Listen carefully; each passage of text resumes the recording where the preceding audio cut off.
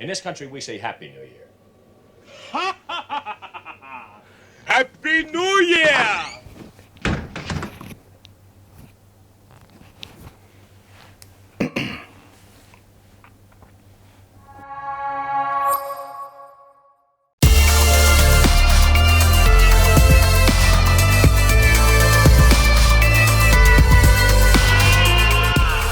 Hi there guys, and welcome to another episode of A Dash of Sports, episode 36.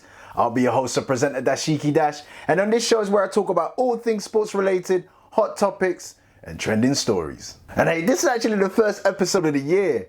And if you like the previous episodes from last year, then give us a like, comment, and subscribe. Also remember to check out my Premier League show, A Dash of Sports Premier League Review, where I give you all the roundups, the results from all the games from the previous weeks. So remember to press the notification bell so that you don't miss out on any of my shows. And also I will put the link in the description so that you don't miss out and you'll be able to check that out directly. One last thing, sharing is caring, so don't forget to share this. Well, we did manage to make it through into the new year by God's grace, despite the ups and downs, and it was actually looking quite promising towards the back end of the year, with fans being allowed to go into events and stadiums and all of that. But then enter into the new year 2021, we're being told yet again that there's going to be another lockdown. So how is the sporting world going to cope this time round? I'm not sure, man. I'm not sure. But anyway, more to be discussed right here on A Dash of Sports. But before I start, I wanted to say Happy New Year. Hope everyone is blessed and I hope everyone had a great entry into the new year, 2021. And last year, man, 2020 was a real unprecedented year. Ups and downs, literally didn't know what was going on because these are just uncharted waters. We don't know nothing about the life that we're living right now with all of this virus and pandemic, and goodness me, it was challenging, real challenging. So the 2020 sporting recap, and man, as you know, it was a real challenging year, a real tough challenging year.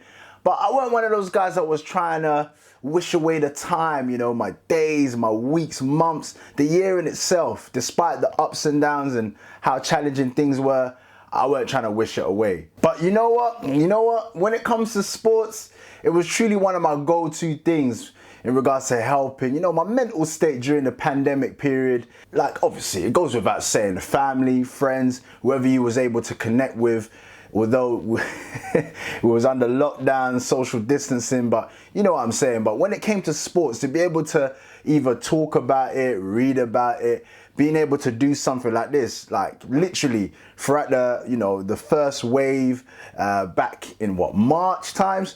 I started this in April. So back in April, when I picked up the camera and started A Dash of Sports, it allowed me just to be able to escape and be in a place where I wasn't overly thinking about things. Because at one period of time, man, I kid you not, with everything that was going on, you would have just thought as soon as you step out your yard and you breathe in that air, oh man, you about to catch that Rona quick. But then after the weeks, the months of trying my best not to, watching the news and the tabloids and trying to stay away from that, I just completely put myself in the sporting world, following whatever sports I could watch. Because you gotta remember, here in the UK, as soon as the Premier League was locked off, it was like a roll-on effect. Like everything was just done. Football, boxing, you name it, motor racing, like everything, darts, like all the stuff that I usually like watching, gone. I was just thinking to myself, wow, what's going on? No sports. I remember it clearly because we went into the lockdown about March the 16th or so. It was announced a few days later that we're going into a lockdown. So it meant nobody can come out their yards. That's it, we're under lockdown. And no football during that period of time. Like, it was amazing. For those that follow Premier League football, any football in the UK, it was like during a period of time where Arteta was, it was confirmed that he tested positive for COVID-19, coronavirus. So that was just like literally, whoa, like, You know, before that, we was hearing people are catching it here and there, but you just think that footballers or the football industry is just immune to everything, innit? Like, these guys are just superheroes.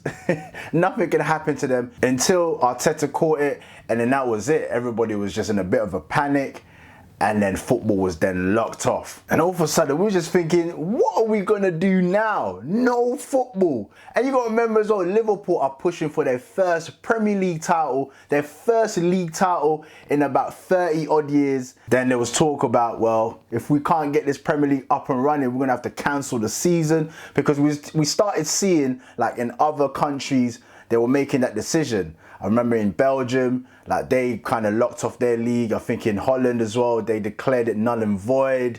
In France as well, they locked off their league, but obviously they gave the title to PSG, and then people were just like, nah, that's not the legit way to win it. Now with Liverpool obviously pushing for their first Premier League title, to be here, oh man, I felt sorry for Liverpool fans. But the banter over here for us rival fans, we were rubbing our hands. We were like, yeah, oh man, if this ever happened, it can only happen to Liverpool, innit? But it didn't happen. Liverpool won the league in a somewhat legit fashion. Well, it was legit that we ended the league, we finished the league, we was able to complete the game, so it was legit.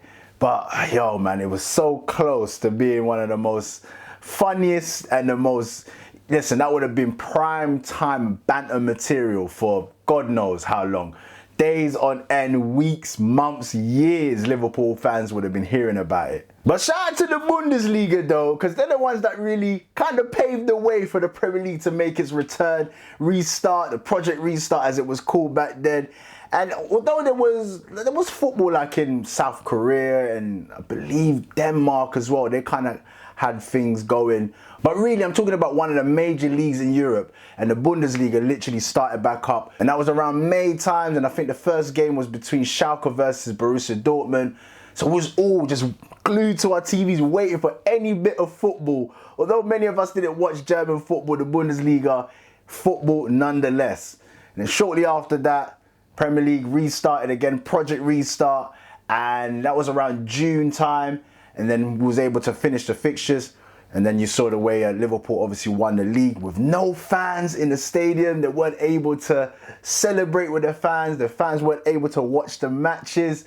That was real tough. That was real tough. But nonetheless, was able to finish and conclude the Premier League. But remember, it wasn't just about the Premier League or any other domestic leagues across Europe and around the world. Cup competitions as well. So over here we had the FA Cup that still needed to be decided. And also we had the Champions League in Europe, which, oh man, when they were announcing that, yo, the European Champions League will still be ongoing, I was like, how the hell are they going to do this? We're suffering and we're struggling as it is in regards to, you know, dealing with this pandemic, let alone allowing the players to be flying around the world and trying to play football. But, you know, with money involved and how huge football is globally, we were still able to get things done and obviously conclude the cup competitions. But for me as an Arsenal fan, yo, 2020 wasn't the greatest year, finishing 8th. But you know what? Despite our league finishing in 8th, we still ended the year with a trophy. And some teams out there, you know who you are.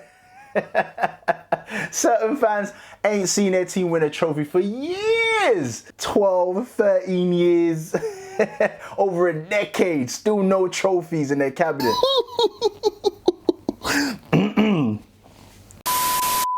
And also remember Bayern Munich beating PSG in the Champions League final, which was a bit of a hard watch, a bit of a tough watch because of the lack of atmosphere, no fans. I actually thought PSG was going to win, but they didn't. I wanted Neymar to finally lift a Champions League trophy to kind of validate his whole move to PSG, but he didn't do it. But hey, Bayern Munich, man, they were more than deserving to win that. Real champions domestically and in Europe. But the lack of atmosphere in that final, no fans, it was a bit of, weren't really feeling it. Also, the Women's Champions League as well, that was contested under no fans in the stadium. So that was a decent watch as well. But the lack of atmosphere without having any fans in the stadium, yeah, man, for a final, Yeah, man, it really affected it. But despite the fact that football made its return, and listen, believe you me, I was truly happy. I was really happy. But it was unfair to a certain extent because the men, they made a return. But when it came to the women, there was no Project Restart for them. The Women's Super League did not make its return, and all the women that were involved suffered. You know, some of them who are, you know, full professionals, they weren't able to get back to playing. The ones that weren't even fully professionals, they're not even getting paid. They can't return back to the, you know, the game that they love. So it was really, really sad to see. And it wasn't just women's football, it was also the lower leagues as well. They were fully affected. Fortunately enough, some of the players were able to be played out, but yeah, it was just really sad to see the fact that women were not able to get back to playing football, also the game that they love to be part of. Now remember, it wasn't just football that was going through its challenges during the pandemic, you know, being locked off and restarting up again. You also had other sports and sporting events like MMA, UFC, you had boxing, you had motor racing, F1, you even had WWE, wrestling, you had Fishomania, you had kabaddi. All affected. But shout out to Vince McMahon though, you know, the WWE were the only ones that, if I can remember correctly, that did not take a break. They didn't stop. They just continued and rolled on throughout the pandemic. And obviously there was no fans in the stadiums no more. They weren't even going and hosting their events in stadiums. They literally had to roll out and film their live shows, SmackDown and Raw SmackDown, at their headquarters. And eventually they found themselves like a bubble, like an arena where they can just literally showcase what's going on. Now they've got fans on screens and all of that. But that all started up for the likes of Dana White to then be looking over them thinking, hey, you know what? Like, we shouldn't be taking a break either. So after about 2 months, Dana White was like, nah, man, we got to get this on and cracking. Dana White scoured the whole world to just find somewhere where he could be able to hold these events. And then he managed to find somewhere in, you know, the Fight Island in Abu Dhabi, United Arab Emirates. And there we go. That was it. I believe it was the UFC 249 that hosted the main event between Tony Ferguson and Justin Gaethje. And that was literally what kickstart the UFC to bring them back.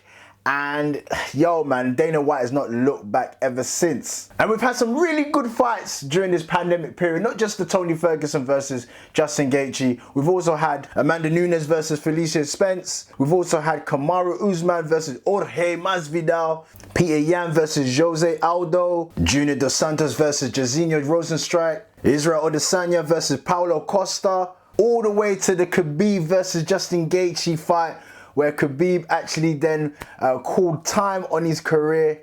And listen, man, it's been an amazing, amazing career for Khabib. He's literally taken all comers and he's destroyed everyone in his path.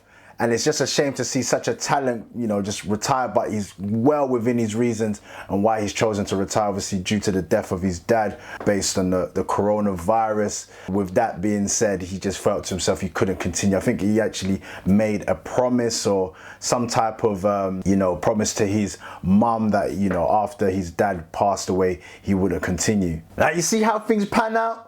People would just be sitting there, sitting back, dissing WWE, dissing wrestling. But then you got the likes of Vince McMahon. If it wasn't for him continuing on, then you got the likes of Dana White, obviously seeing what was going on at WWE. That then allowed the likes of Eddie Hearn to bring boxing back to the British public by setting up his Fight Club, which was literally like a bubble that he created back at the Matchroom Boxing HQ in the back garden of their headquarters.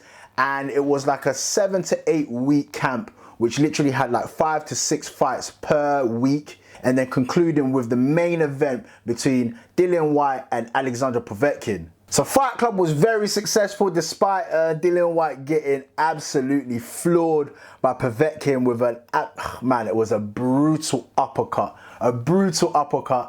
But he's going to be getting his revenge soon. It was meant to be at the back end of last year, but due to the coronavirus and Povetkin obviously catching the coronavirus, COVID-19, they had to delay it.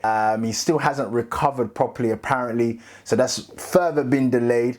and then later on in this year, 2021, they're gonna be fighting again. I'm not too sure exactly when the date is, but they're due to fight very soon. And then we had other fights in the back end of the year between Alexander Usyk versus Derek Chisora, with Usyk beating Chisora, kind of making a statement that he kind of hang with the big boys, although there will be bigger and better fights later on in his career, especially if he's trying to go down the heavyweight route.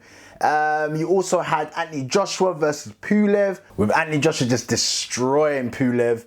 Then there's been many other fights, man, just not in the UK. You've also had, in the US, you've had the likes of Terence Crawford, you've had Spence Jr., you've had Canelo, you've had the Charlo brothers, Gervonta Davis. You've had many fighters that have been able to at least get back into the ring, because it's been a real slow year. A lot of fighters not making money, and it's been a real difficult time for these boxers. And man, I almost forgot as well, man, the year of exhibition fights, whether it be returning, retired boxers like Mike Tyson and Roy Jones Jr., right down to YouTubers and celebrities getting it on in the ring. It's been a madness. 2020 has been mad, but I've enjoyed it though, man. Mike Tyson, one-on-one with Roy Jones Jr., a dream match for years.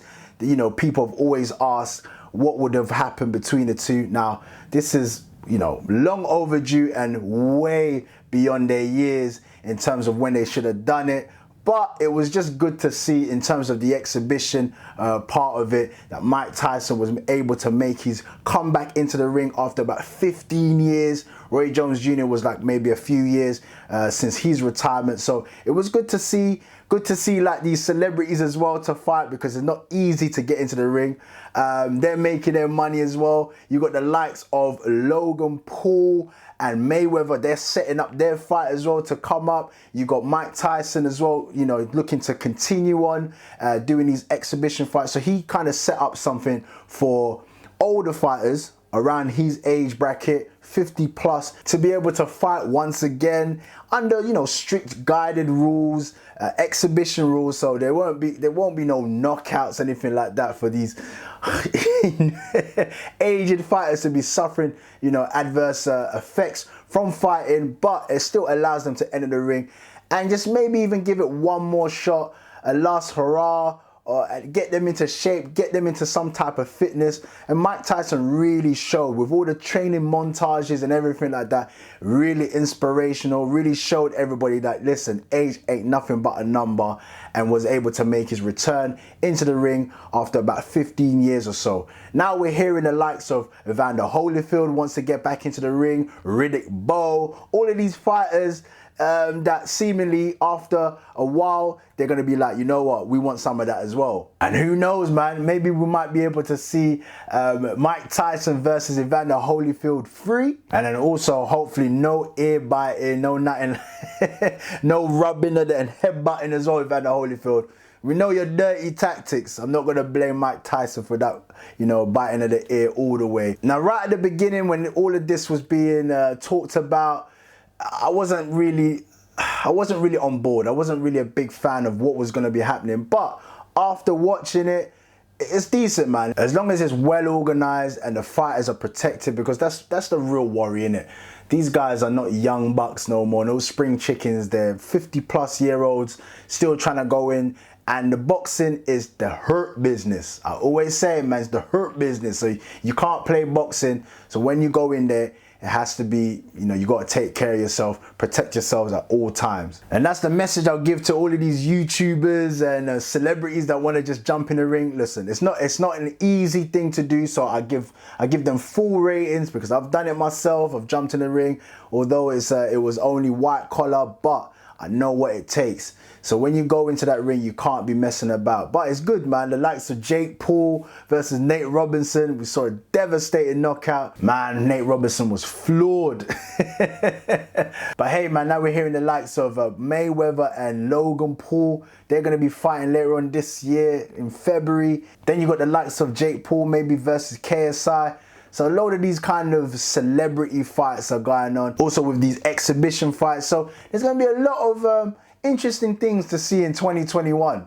And then also quickly touching on some basketball as well. The NBA, they were also not exempt from the pandemic. In fact, at one point in time, it didn't look like they was going to restart because the championships were locked off as well. But it was all made possible to restart within their bubble system.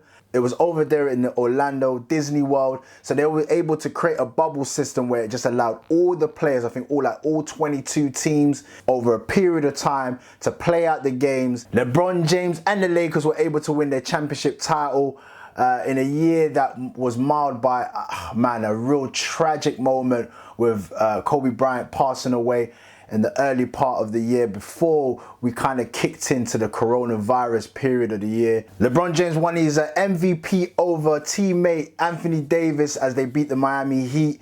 And, listen, like I said, it was befitting to win that title with the tragic events of earlier on in the year with Kobe Bryant. So that was a loving tribute to the Lakers legend Kobe Bryant, man. R.I.P. Such a legend. And it was only befitting for the Lakers to win that title in his memory. But once again, like I said, NBA basketball, they were not exempt from the pandemic, and it was literally touch and go whether or not they was going to make it back. And then we also had motor racing, F1, with Lewis Hamilton equaling a championship record of 7 championship wins and also beating Michael Schumacher's winning race record, currently sitting on 95 wins. And what can I say, man? He's the greatest, man. Well, he needs one more championship to really solidify that. Once he gets to 8, then nobody can say anything, innit? For me, he's already the greatest, but once he gets to that 8 wins, people got to stay shut. Well, hopefully they don't stay shut. You know, give him his plaudits, give him his full ratings, and praise him as the greatest of all time. But yeah, man, it's been an amazing season where he's also been knighted. He's also been recognized immensely for his achievement within Formula One racing, and also just the tireless acts of being what can I say, like, an activist in somewhat way. He's been out there kind of frontlining against discrimination, racism. He's been all about it. 2020 was a year where we saw a load of sporting stars, sporting celebrities who came out, were brave enough to come out and talk it up, talk about the injustice, racial injustice. You had the likes of, like I said, Lewis Hamilton, you had the likes of AJ, Anthony Joshua, and then you also had the likes of Marcus Rashford trying to get food out to the kids during a period of time where it's just been tough for parents, people losing their jobs, families losing their jobs, businesses are going under.